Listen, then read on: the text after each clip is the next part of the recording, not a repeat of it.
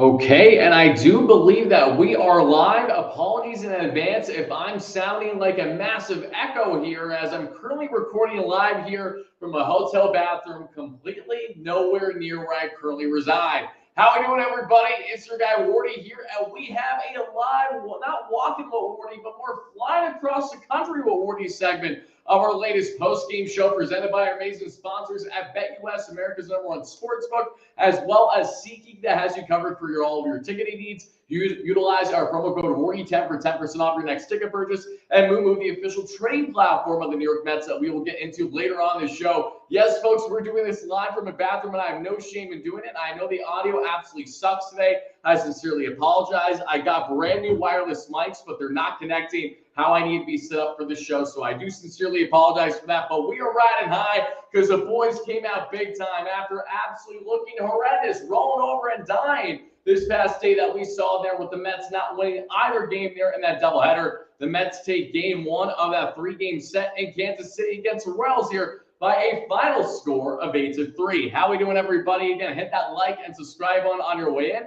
Greatly appreciate that. I'm not going to be too long-winded with today's show. Obviously, as you guys can tell, your guy Wardy is out of town and trying to enjoy himself as we lead into that All-Star break. But we're going to have a lot of Mets content rolling out for you guys, absolutely. So make sure you guys are on the lookout for it if you aren't already, especially when it comes to trade-related content. We're going to have a lot coming. But how are we feeling after this amazing victory, everybody? Like I said, spam those W's right now is what your guy Wardy wants to see in the comments down below. I want to see your initial reactions and key takeaways from tonight's 8-3 victory. This was a ball game that was two tales of the story at the same time. The Mets, again, were up initially that we saw there 1-0. Then it becomes 1-1. Then it's 3-1. And then, okay, then the Mets finally get more runs. Marky B, more like Swaggy B, swinging it big time, going to Gavin to clear the bases. You get the home runs back-to-back there from Lindor and Soto, folks. And that is how this puppy got cooked. And a lot of takeaway in this one. And I apologize if that just got a little out of focus. There we go. Give me 1 second, everybody. I just want to make sure that this is all set up here.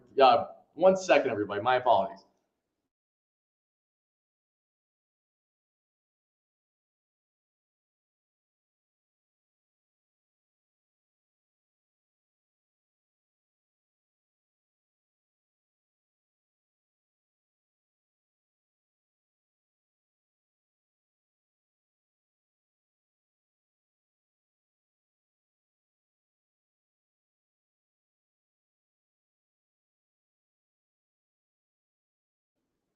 Okay, folks, we're good. All right, guys, I do apologize. You're going to hate me for this, too. I don't have the post-game jingle. Unfortunately, because I'm not doing this in my normal software, I don't have it to relay to each and every one of you. It pains me, too. I'm sorry about it. You know what also pains me? Jesse Winker going right back on the injured list after he just came back after being gone for north of 2 months with a grade 2 oblique strain.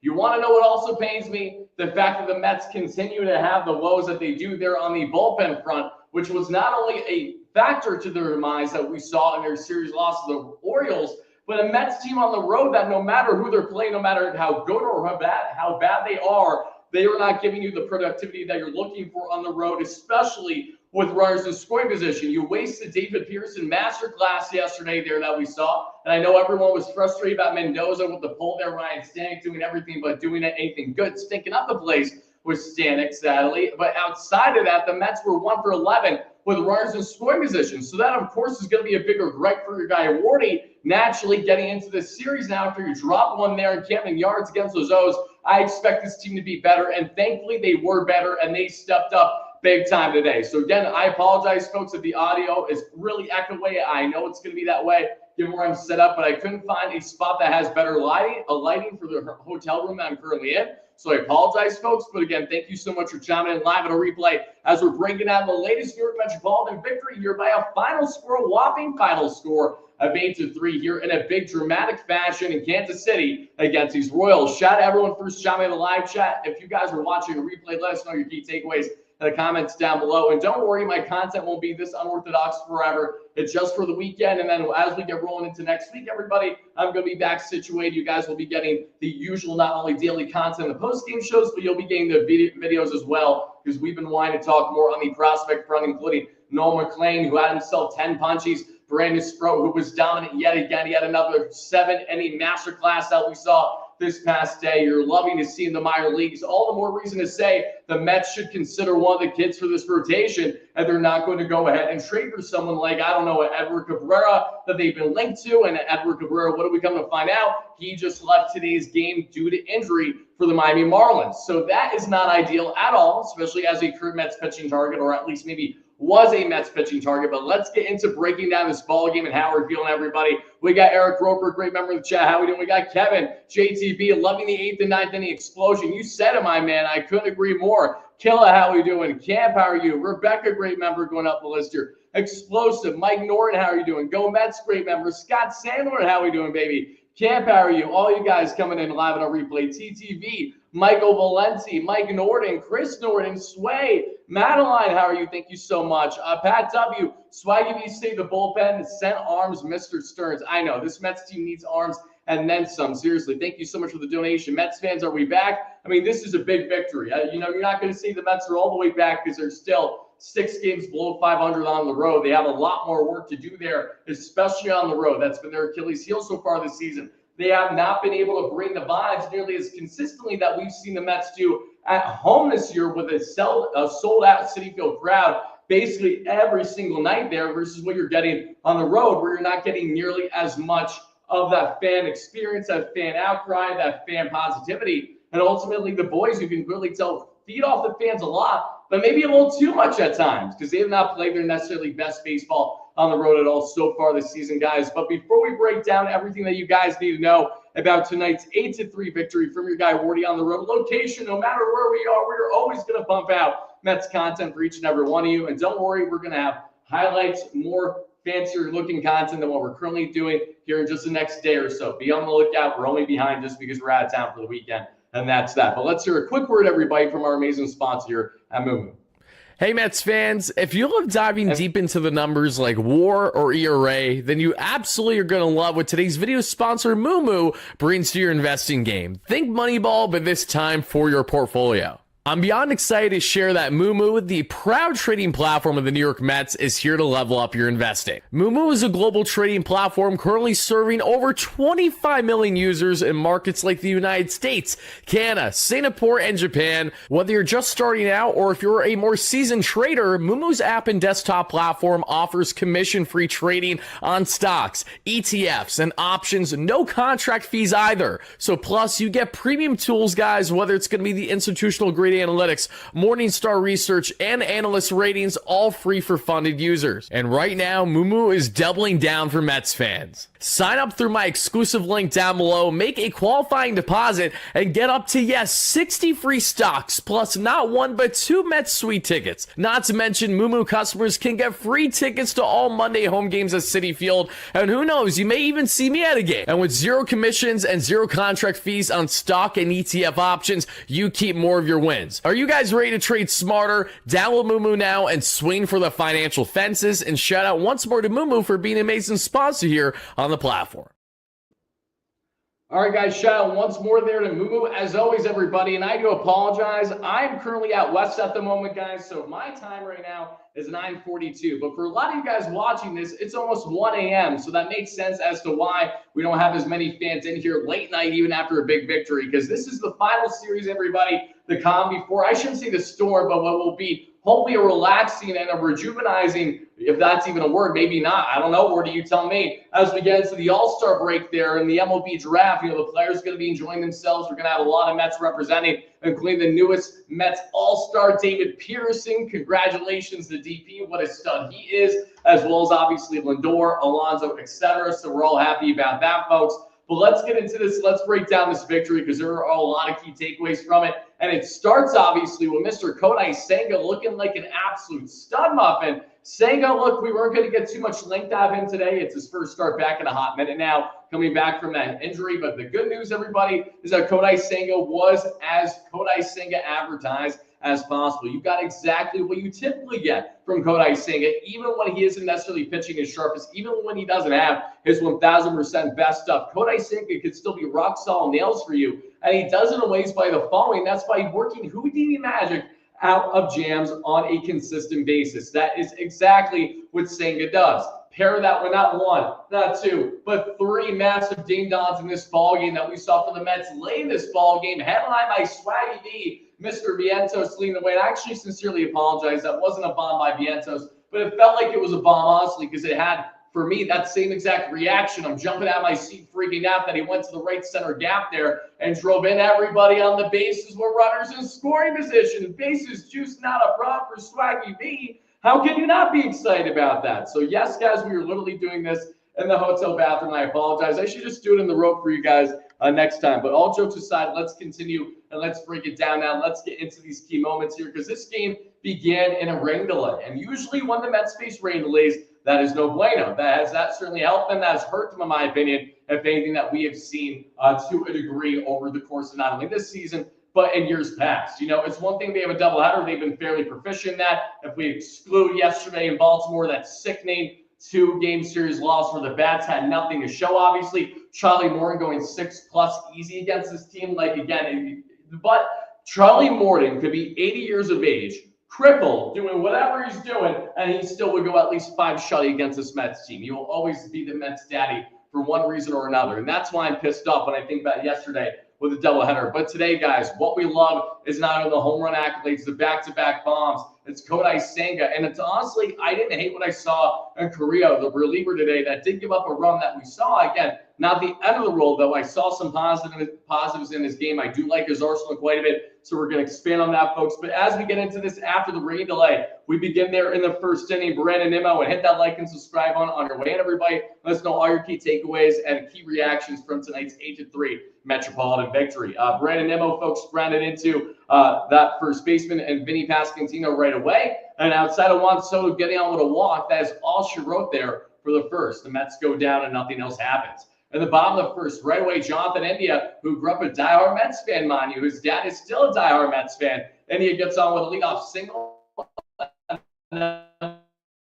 We see Bobby went to me. Bobby with things ripping his neck, and yes, a walking 30-second have a connection issue. I think we're back now.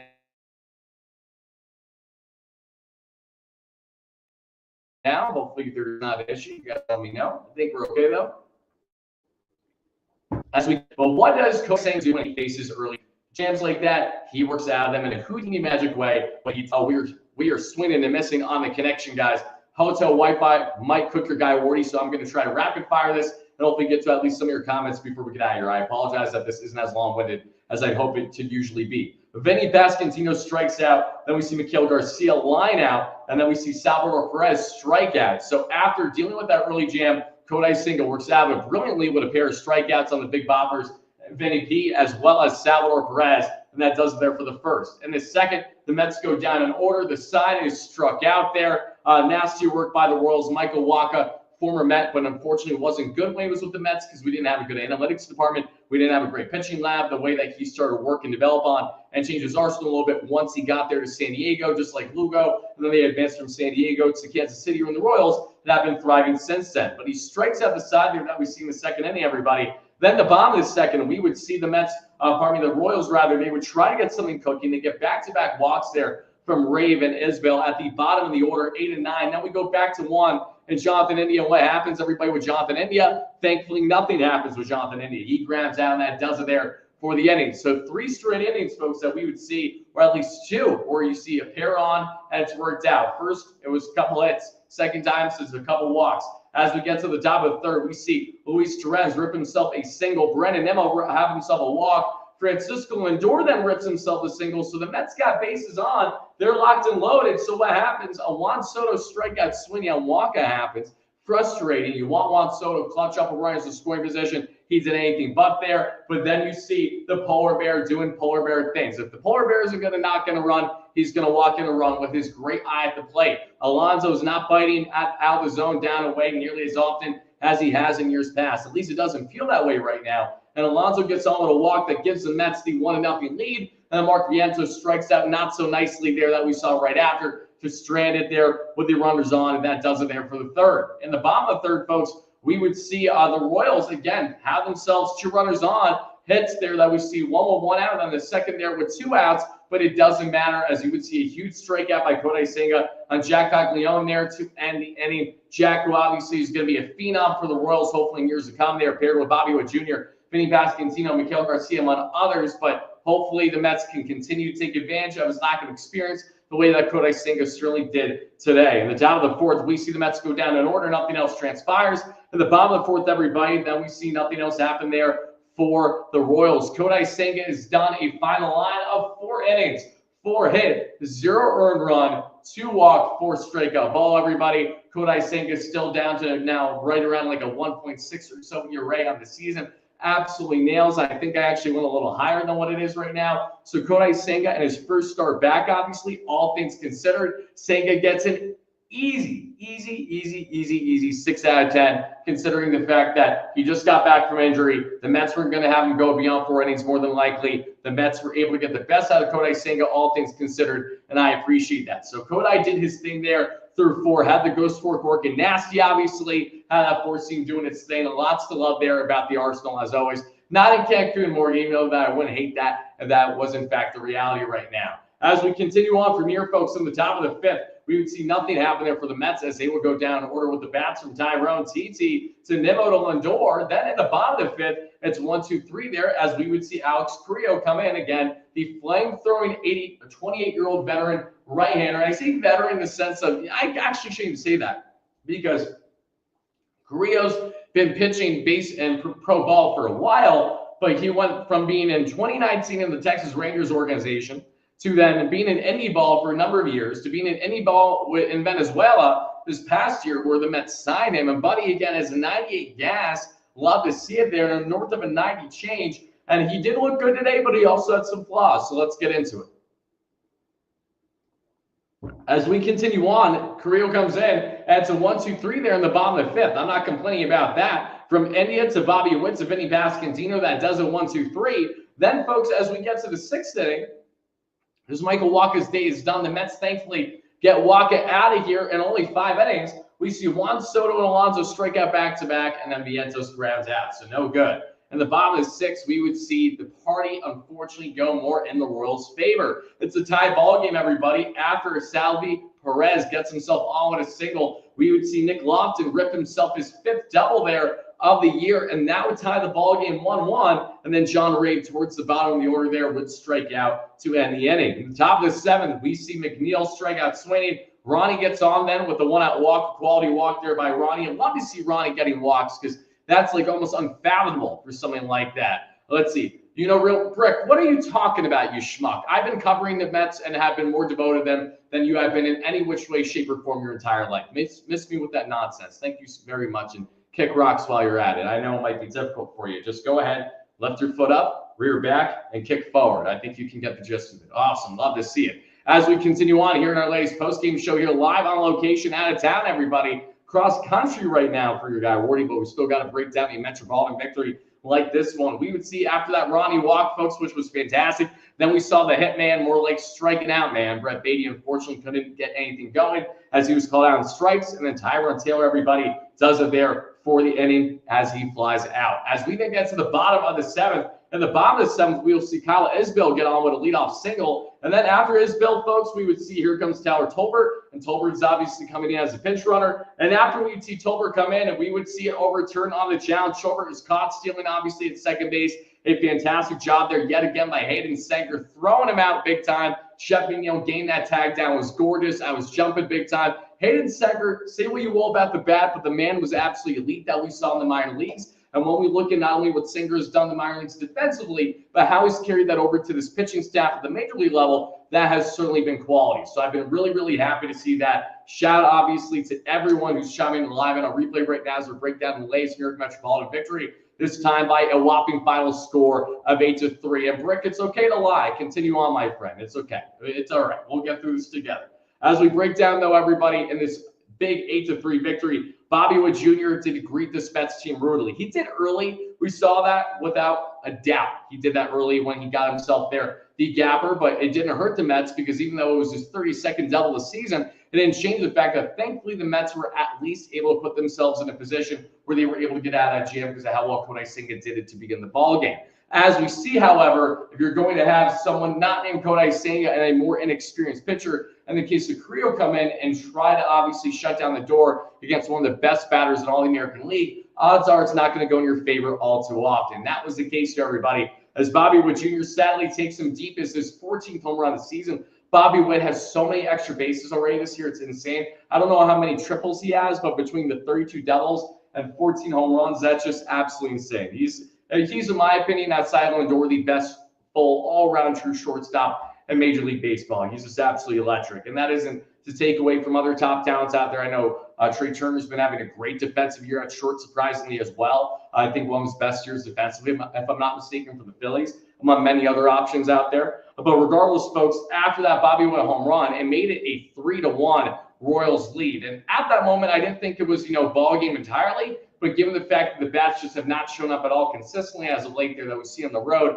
I wasn't overly optimistic as we got into the next half inning. But as we got into the next half inning, thankfully, we would see the Mets at least start to get something cooking, right? Because we would see Juan Soto get on with a walk after Lindor does. And that's after who started the inning? WardyNYM there with that leadoff single. So bases juiced right away, everybody. Mets have a prime opportunity to bounce and try to take advantage. And unfortunately, Alonso had a brutal at-bat. Worst step out of the day, in my opinion, by Alonso. 3 pitches, and he's out of here. Just found himself swinging up and away. I don't know why he was taking daddy hacks there whatsoever. Again, I know he's protecting, but it still was frustrating to see. So after that Alonso strikeout, you see who is in a key situation to step up for this Mets team and for this offense. It is without a question, everybody, going to be Marky V, Swaggy V, and Mark Vientos. Vientos goes to the center right gap and has that ball drop and clears the bases. And there is no one on this team that needed this more, in my humble opinion, than what we saw there in Mark Vientos. Vientos not only had himself the huge slide there to begin the season, he had himself the injury as well, which derailed things further. You can count on your hand the amount of hits that Vientos has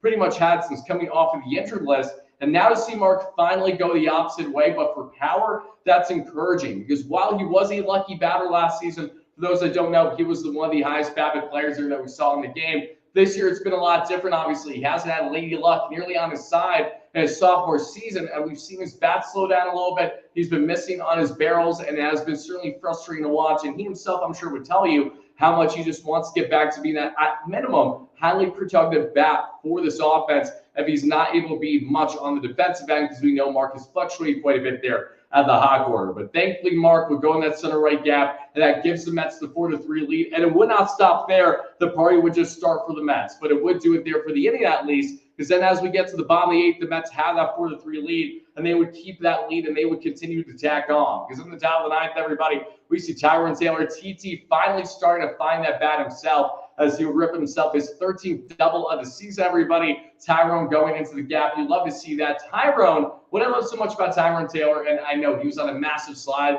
the past month. I mean, so was a good chunk of this Mets team entirely. But Tyrone Taylor, when he's on, he's a true gamer. He's a true ball player. He has elite speed, elite defensive range that we know in center field, and just really good base running awareness when he's right. So I think all those things balance well. And a bat that obviously is fastball hunting first. He's not loving his breaking pitches, obviously. You got him swinging and missing a decent amount in that regard. But when it comes to Tyrone Taylor, locking in as a guy who has really needed to be the go-to guy in center outside of McNeil this year due to Jose Siri's injury, and not really getting back anytime soon, has been pretty impressive from what we have seen there. So as we continue on, folks, Tyrone had his 13th double season, and then WardyNYM, everybody, more like WardyNYM, would get on there with a walk, setting the stage for Mr. Smile and Francisco Lindor. Lindor gets set, he swings. That's a high drive there that we see ripped to the right side, and it's out of here. Francisco Lindor ripping himself a 3-run, no-out ding-dong, his 19th home run of the season, everybody, for our captain,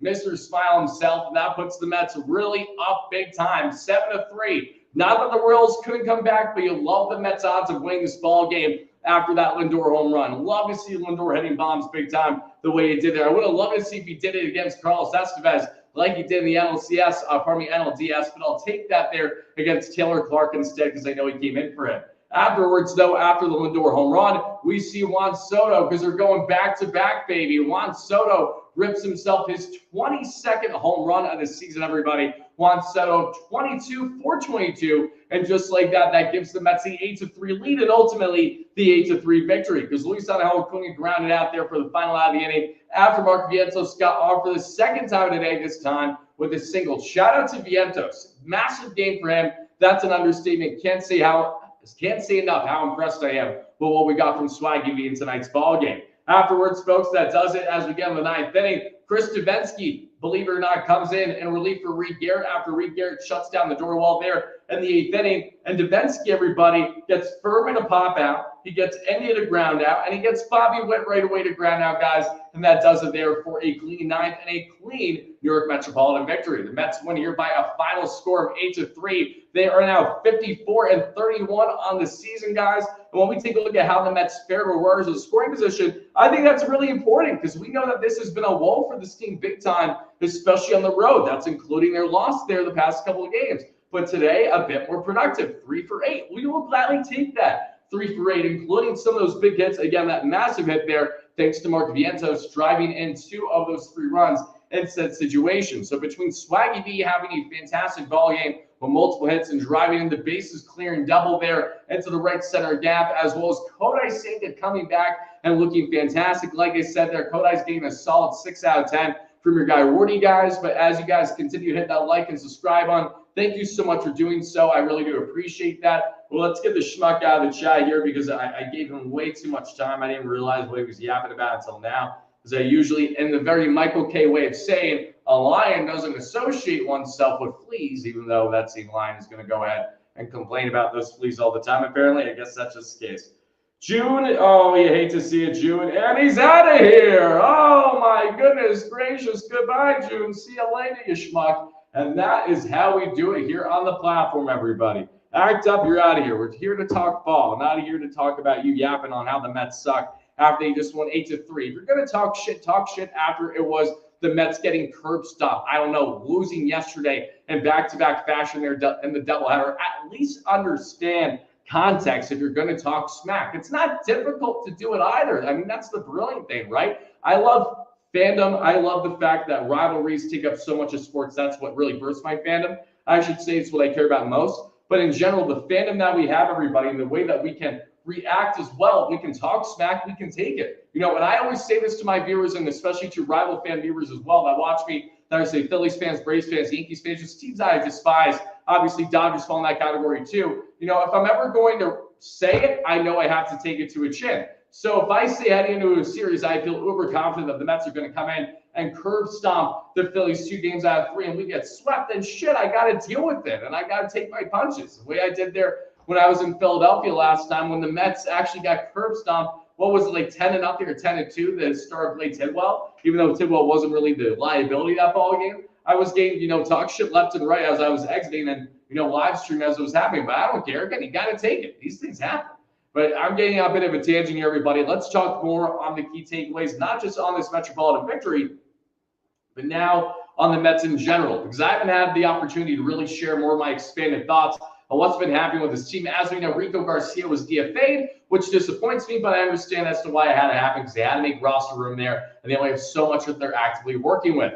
I also know that in the case of Jesse Winker, him going down is certainly not ideal. I'm very upset about that too. But to expand on that, there's really nothing to expand on. Just a damn shame that Winker got a separate injury entirely now right before the All-Star break.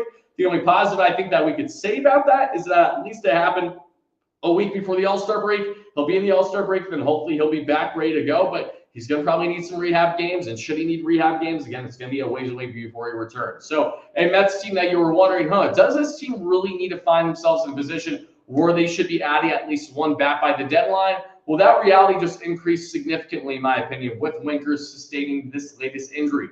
Jose Sirius nowhere close to returning, and the Mets only have so many other options between their bench as well as their outfield product, specifically in center. I know McNeil has played so well that you want to balance between Beatty, Vientos, Roddy, McNeil all game playing time from outfield to infield, and Acuna's back on the squad, which I haven't had an opportunity to talk about yet. I'm happy about that too, but I know that that is just for the sake of him for the remainder of this week, if anything, for the rest of the series, because the Mets only called up Luis Angel Acuna because of roster manipulation. And I don't mean that in a rude way, but it's a fact. By the Mets making sure that they called up Acuna when they did, they made sure that it avoided ineligibility. And I can actually tell you guys right now what it is. I just want to make sure that I don't misspeak here. But I know that this is a fact, which is why they made this decision.